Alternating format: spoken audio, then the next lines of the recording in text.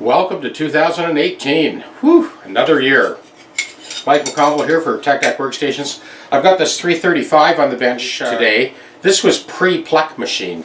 So I've gone through a series of straight edges like you've seen in other videos and kind of checked this using successively shorter straight edges to check if there were any little high spots. And we got this pretty well nailed. We've checked all the various areas of the neck. There was actually quite a bit of tip, and right in here on the base side we had a few high spots there that we took care of. So I have leveled and I've recrowned. We'll bring this guitar right up to perfection for Bob. I just wanted to give you this view along the length of the neck. You can see obviously the truss rod needs to be tightened. We got a major sweep there. Right now the guitar is horrible to play, but we're going to take care of that. I'd like to extend a big thank you to all of the YouTube subscribers this past year for your questions and comments, because really that's what it's all about. It's a community. If you got any questions or concerns, feel free to post those comments in the comments section and I'll do my very best to answer all your questions. As you can see, the nut was replaced once already, but there's something a little wonky about that. It looks like that overlay is lifting a little bit. I can see that the last guy had a struggle getting that nut out. This is how clean it should look when you take the nut out of a Gibson guitar. This is a Les Paul that I did last month. So this is what the frets looked like after initially leveling. There were quite a few different high spots. That neck to body junction is always an issue. That was taken care of first, and then gradually backed up the fingerboard and hit all of those high spots. As you've seen in so many other videos, we're going to start with the 320 grit and get rid of the tooling marks of the file. So this is what we've got after going 2 passes with 320. You can see that pretty well takes care of the lion's share of the tooling marks of the file. And this is what we've got now after the 400 grit. It's a pretty simple approach. Been using for half a century. You get perfect fretwork every time. This is simply a pine block with a slip of flexible material. Now it could be leather. This is actually a kind of heavy vinyl, the same vinyl that I use for the masks. Incidentally, if you want any of this vinyl, these protection pads for fret dressing, zip me an email and I can send some out to you. So what happens is the sandpaper actually distorts and flexes over the crown and basically scrubs it back to center. We've leveled and then used the crowning file to sort of coax it closer to center, and then we finish with the successive grades of sandpaper. I'll stop and show you this in a second. I'm going to finish this off with 1200 grit for Bob. Just before Christmas, one of the subscribers had mentioned it.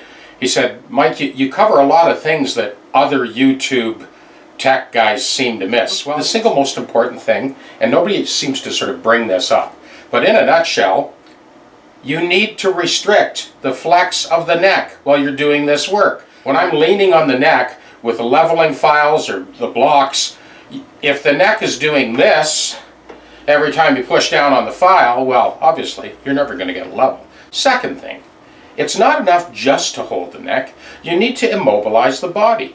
Both the body and the neck need to be held firmly and safely without using the excessive force of clamps or vice grips. It's really not necessary. Never used any of that stuff ever in half a century. This is the way I do it. It's 1200 grit. This is after finishing up with the 1200 grit. We've cleaned up with the 40 steel wool.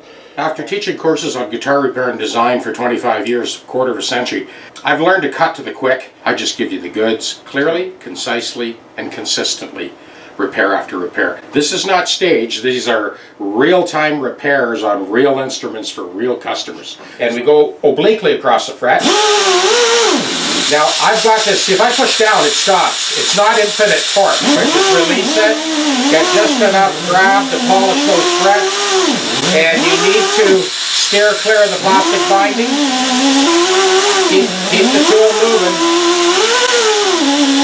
And that canvas strop kind of distorts and slurs over top of the crown and buffs it to a mirror shine. No vices, no CNC fret dressing machine, no dial calipers, no arbor presses, and no vice grips. It's held firmly on the leather sliding V block.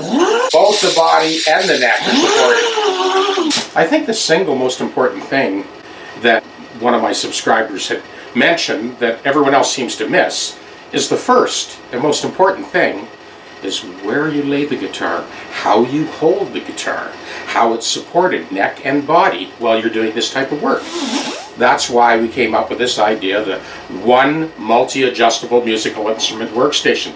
Upright bass, flying V, banjo, on its face, on its edge, on its back. Any job you could imagine just got a whole lot easier.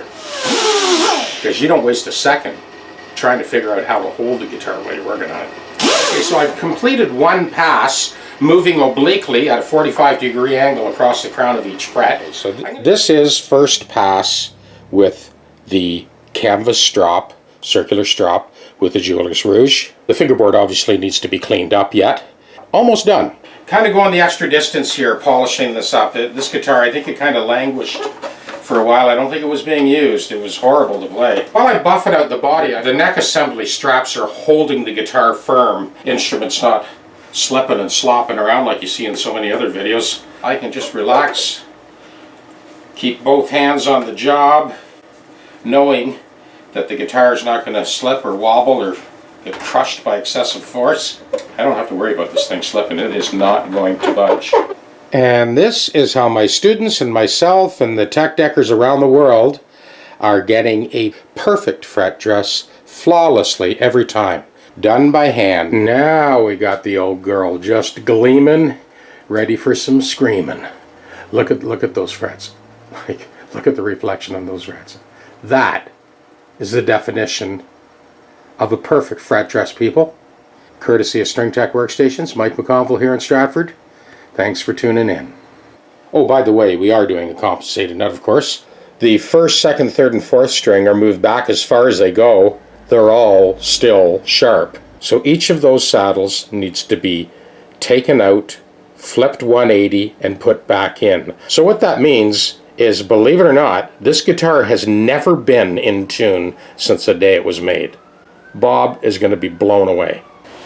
Well, we're going to need to pop off that retainer spring first. You have to keep these saddles in the right order because they're adjusted for the radius of the bridge, which matches the radius of the fingerboard. There we go. That's our first string.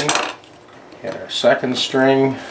And that's going to give us about 3/32 of an inch extra travel. And I think we're going to get away with it. I think that's going to make the difference between this guitar being absolutely impossible to tune to being perfectly 100% in tune. Third string, which needed lots of travel. And lastly, our fourth string also ran out of threads, could not be intonated. Okay, there we go. All four saddles have been flipped. Now we'll check the intonation. Okay, this is sort of a two-step process. I have wrapped those posts in Teflon tape. This is going to tighten up the actual action of the thumb wheel adjustment. It moved easily 17 thou. Just touch it with your hand, move 17 thou. That's enough to put your intonation out. Okay, that's our first step to get rid of all that looseness in the bridge machining. Okay, before I do this next step, I'm going to put this on those posts and just show you what's going on here. So I put that bridge on there. Look at this. Okay, see all that movement? Okay, watch this. We got those two little snippets of shrink wrap tubing. Just kind of heat those up.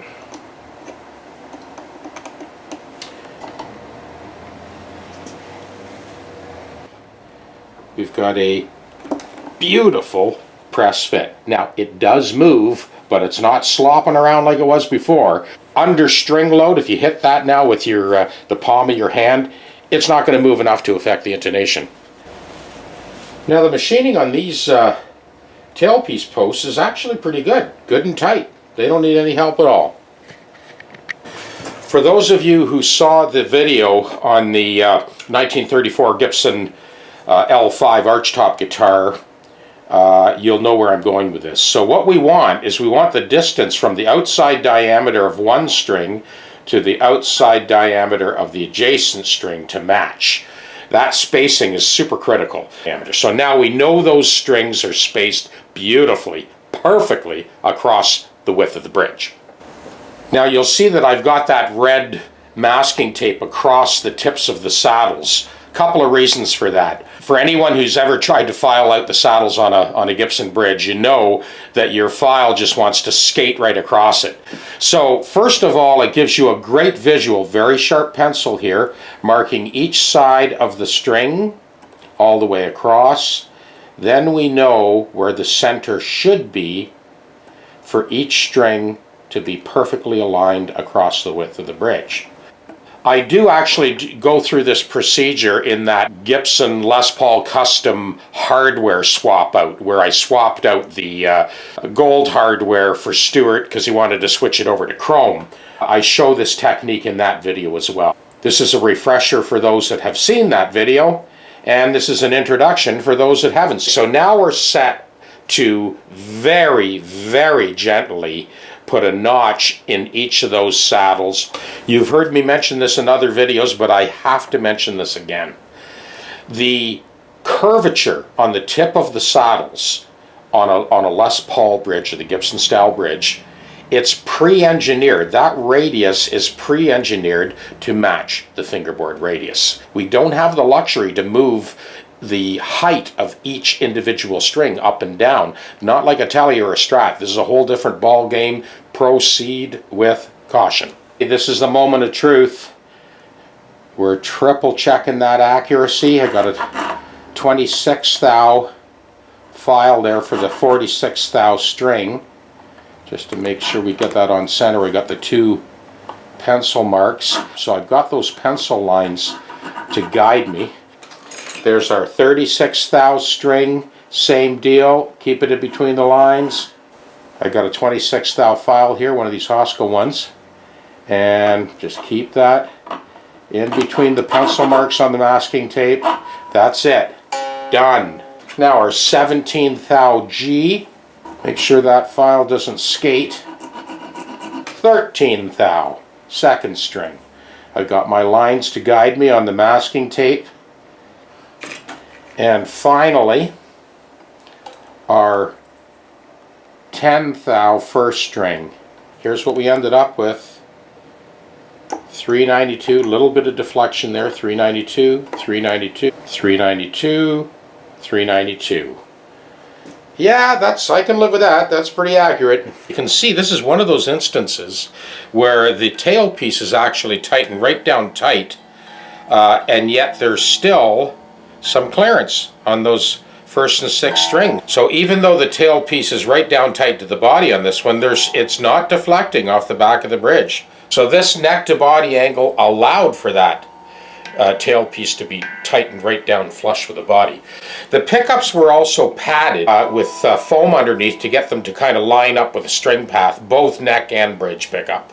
I wanted to show you a close-up of the saddles. When the first, second, third, and fourth string saddles were reversed, the original notch that was in the saddle did not line up appropriately. Well, the customer will have to be aware of that, so there's no more wobbling, no movement whatsoever on the thumb wheel adjustment or the bridge itself. It's rock solid.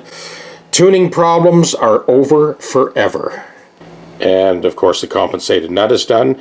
10 to 46 strings, tuned to concert pitch. And that's it. Case closed on the 335.